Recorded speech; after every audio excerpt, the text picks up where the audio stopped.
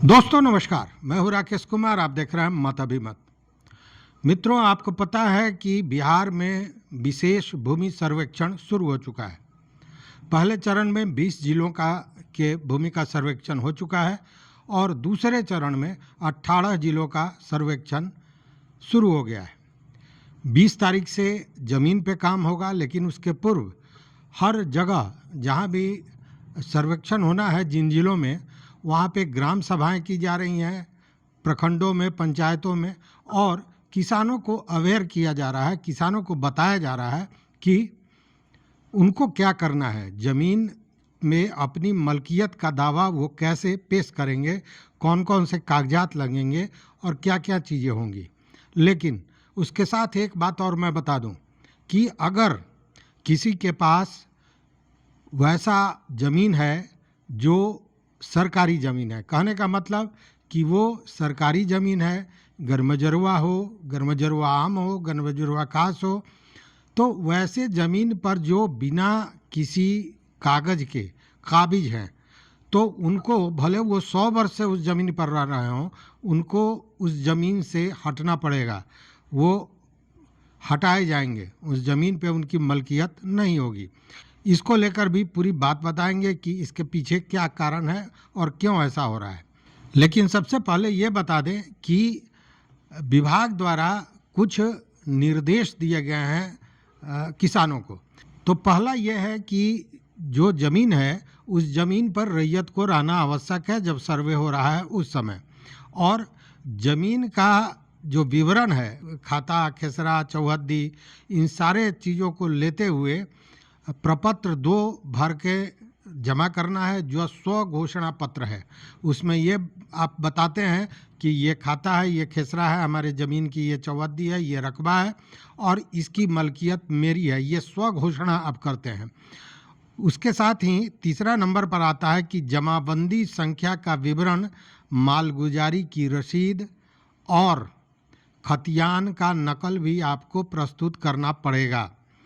चौथा कि अगर कोई व्यक्ति जिसके नाम से ज़मीन है, उसकी मृत्यु हो गई है, तो उस स्थिति में उसके मृत्यु का तिथि और मृत्यु का प्रमाण पत्र भी उपस्थित करना पड़ेगा।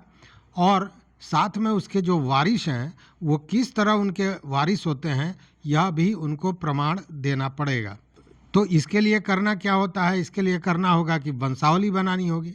तो वंशावली के लिए प्रपत्र 3.1 है, जिसको भरकर कागज़ के साथ उपस्थापित करना पड़ेगा।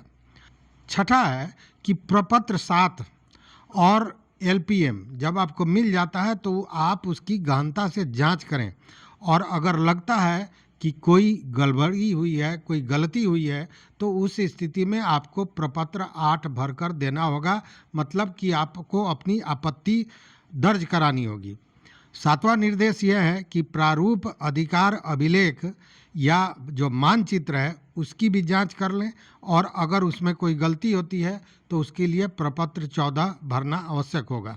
अधिकार अभिलेख एवं मानचित्र का अवलोकन कर लें। अगर गलती होती है तो उस स्थिति में प्रपत्र 21 में आपत्ति दर्ज करानी पड़ेगी। खतियान की एक कॉपी जो शिविर है या फिर बंदोबस्त कार्यालय है, वहाँ से ज़रूर प्राप्त कर लें, इसलिए कि खतियान की आवश्यकता आपको होगी। साथ ही ज़मीन सर्वे की प्रक्रिया, जब पूरी प्रक्रिया समाप्त हो जाती है, उसके बाद ज़मीन का नया खाता, नया खतियान जारी होगा। हालांकि ये इसमें अभी समय लगेगा, तो उस पर भी आपको नज़र रखनी पड़ेगी। अब इस सर्वे को लेकर तरह तरह की शंकाएं व्यक्त की जा रही हैं। हालांकि सरकार के तरफ से, विभाग के तरफ से रोज़ इस पर अखबारों में विज्ञापन भी दिया जा रहा है, बताने की कोशिश की जा रही है, ग्राम सभाएं आयोजित की जा रही हैं, लेकिन बावजूद भ्रम की स्थिति कहीं ना कहीं बनी हुई है। और उसमें सबसे बड़ा भ्रम है कि कौन कौन से कागजात देने हैं, घोषणा पत्र हमको कैसे, स्व घोषणा पत्र प्रपत्र जो भरना है, प्रपत्र 2, उसको किस तरह भरेंगे। तो ये सारी चीज़ देखिए बहुत आसान है, इसके लिए कहीं से पैनिक होने की ज़रूरत नहीं है, बहुत आसान है। आप उसको, चूँकि आप ज़मीन के मालिक हैं तो आपको खाता पता है, खेसरा पता है, चौहद्दी पता है, रकबा पता है और इन्हीं चीज़ों को भरना है। साथ में आपको अपना नाम पता आदि भरना है।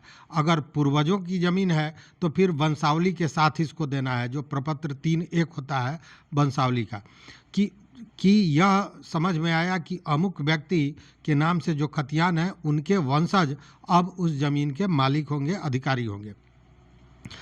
सबसे बड़ी बात है कि यह जो सर्वे है, इसमें जो आपको स्वघोषणा पत्र आप दे रहे हैं, ये ऑनलाइन भी आप दे सकते हैं। सबसे महत्वपूर्ण बात है, क्योंकि हमने देखा है कि बॉम्बे में कोई रह रहा है, कोई दिल्ली में रह रहा है, वो अभी भाग के पहुंच गया अपने गांव पर, घर पे, और कागज़ की तलाश में लगा हुआ है। विदेश में भी बहुत लोग हैं, वो अभी बार बार पूछ रहे हैं कि क्या होगा इस पर। तो उसके लिए बाज़ाब्ता ऑनलाइन आप इन सारे चीज़ों को जमा कर सकते हैं। ऑनलाइन आप जमा कर दें, और जैसा विभाग मंत्री कहते हैं कि वैसे लोगों को जो विदेशों में रह रहे हैं, बाहर रह रहे हैं और ऑनलाइन अपनी सारी कागजात को अपलोड कर रहे हैं, तो उनको बाज़ाब्ते प्राथमिकता भी दी जाएगी। आने की जरूरत नहीं है। डिजिटल पोर्टल पर जब होगा तो वो ऑनलाइन जो है अपना देखेंगे कि उनके जमीन का डिटेल डिजिटल सही तरीके से डाला गया है कि नहीं, और वो विदेश में बैठे हुए ही उस पोर्टल पर जो है अपील कर सकते हैं। और अपील करने पर, क्योंकि डिजिटल तो पूरे दुनिया में कहीं भी ऑनलाइन अपील किया जा सकता है, और हम लोग उसको अगर वो विदेशी पोर्टल से भेजेंगे तो हम लोग उनको प्रायोरिटी देंगे, प्राथमिकता देंगे।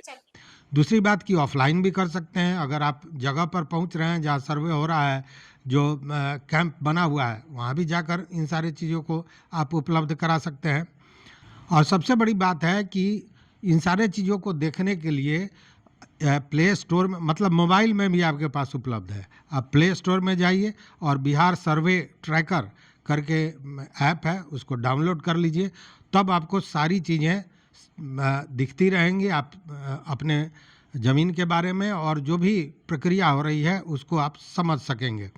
इसका जितनी भी सेवाएं हैं, जितना भी कागज़ है या जो भी चीज़ है, वो सब ऑनलाइन उपलब्ध है और इसको आप डाउनलोड कर सकते हैं। जैसा मैंने बताया कि केवल डाउनलोड ही नहीं कर सकते हैं, आप अपना स्वघोषणा पत्र अपलोड कर सकते हैं, वंशावली अपलोड कर सकते हैं, और इसके लिए जो ऑनलाइन आपको देना है, इसके लिए भी एक समय निर्धारित किया गया है। उसी हिसाब से आपको इन सारी चीज़ों को अपलोड करना पड़ेगा।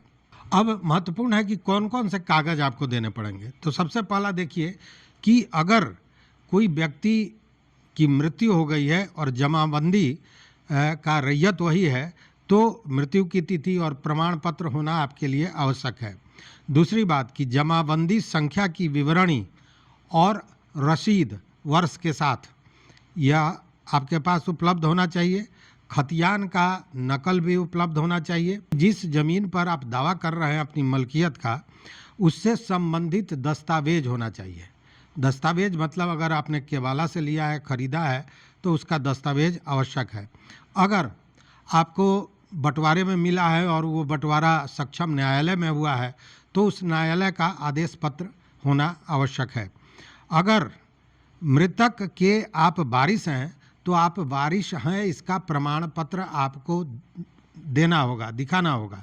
मतलब इसकी भी ज़रूरत पड़ेगी आपको। साथ में आधार कार्ड की फ़ोटोकॉपी और जो वोटर कार्ड होता है उसकी फ़ोटोकॉपी भी देनी होगी। देखिए, ये जो विशेष सर्वेक्षण हो रहा है, भूमि सर्वेक्षण, इसको लेकर तमाम तरह की बातें भी आ रही हैं बाज़ार में, और उसमें सबसे बड़ा मामला ये आ रहा है कि ज़मीन छीन ली जाएगी।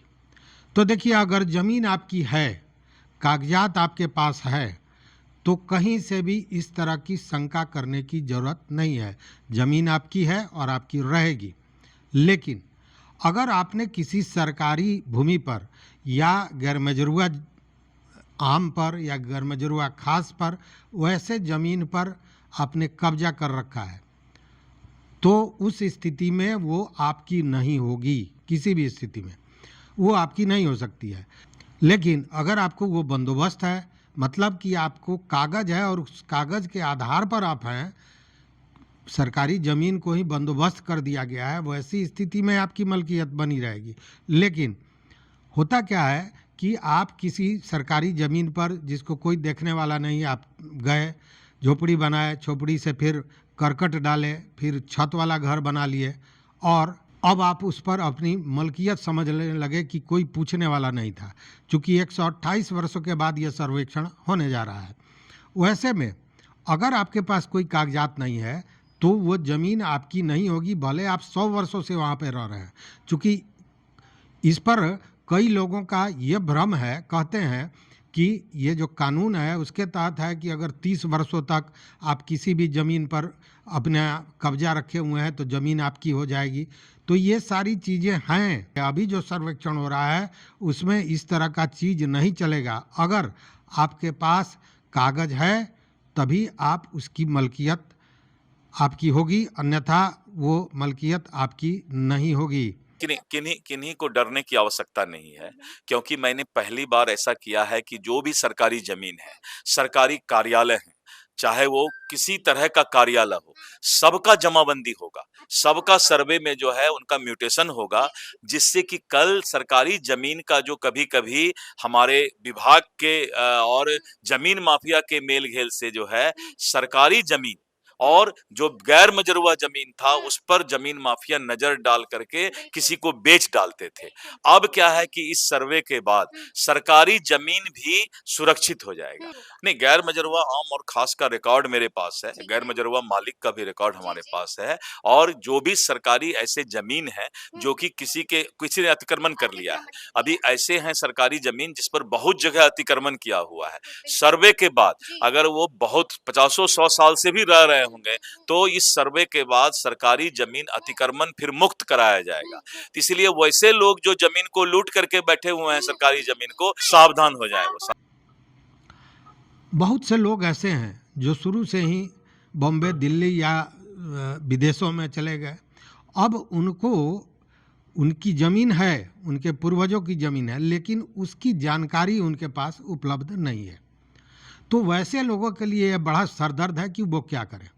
तो जब इस तरह की बातें गईं और वीडियो के माध्यम से भी हम लोगों ने इसकी चर्चा की, तो ये कहीं ना कहीं विभाग के संज्ञान में गया, और विभाग ने कहा कि इसके लिए भी वो उन लोगों की मदद, मतलब सरकार की तरफ से वैसे लोगों की मदद की जाएगी जिनको अपने पूर्वजों के ज़मीन की बहुत जानकारी नहीं है।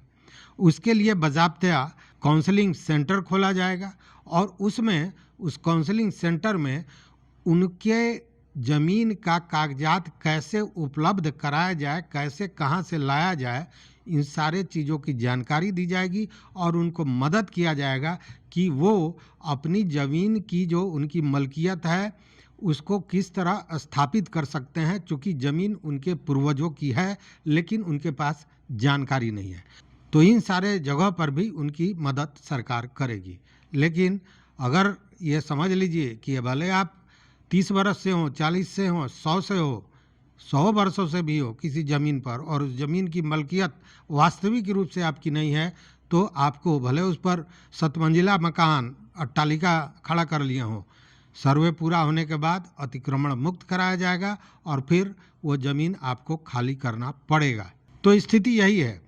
इसलिए सब कोई जो जिनकी ज़मीन है वो इन कागजातों को, जिसकी चर्चा हमने की, व्यवस्था ज़रूर कर लें, और जो जितने भी प्रपत्र हैं उसको वेबसाइट से अपलोड कर लें। हमने वेबसाइट भी बताया था कि कहाँ से अपलोड करना है, पिछले वीडियो में आप उसको देख सकते हैं, और उसको एप्रोप्रिएट ढंग से, पूरे व्यवस्थित ढंग से भर के रखें कि जैसे ही ये काम शुरू होता है वैसे उस कैंप कार्यालय में या जहाँ सर्वे हो रहा है वहाँ पे उसकी जमा कर दें, एक पावती प्रति प्राप्त कर लें, और फिर देखिए कि आगे क्या होता है। जब आपका ये मलकियत जब डिजिटल चढ़ेगा तो उस पर भी ध्यान रखना पड़ेगा। अगर कोई गलतियां हैं तो जिस तरह की गलती है उस तरह का प्रपत्र है उस पर अपनी आपत्ति दर्ज जरूर कराएं। और सबसे बड़ी बात है कि अगर इस सर्वे में आप भाग नहीं ले पाते हैं किसी कारण से, तो और ज़मीन पर आपकी मलकियत बरकरार नहीं होती है, उस स्थिति में आने वाले समय में कठिनाइयाँ बढ़ सकती हैं। तो इसका भी ध्यान रखिए। इस वीडियो में बस इतना ही। मित्रों, अगर आपने अभी तक चैनल को सब्सक्राइब नहीं किया तो सब्सक्राइब कीजिए, लाइक कीजिए, दोस्तों के साथ शेयर कीजिए, और इससे संबंधित कोई भी अगर आपके दिमाग में शक हो, शुबा हो, तो निश्चित रूप से कमेंट बॉक्स में बताइए, उसका जवाब हम ढूंढकर आपके समक्ष प्रस्तुत करेंगे। देखते रहिए मत अभिमत। बहुत बहुत धन्यवाद, बहुत बहुत धन्यवाद।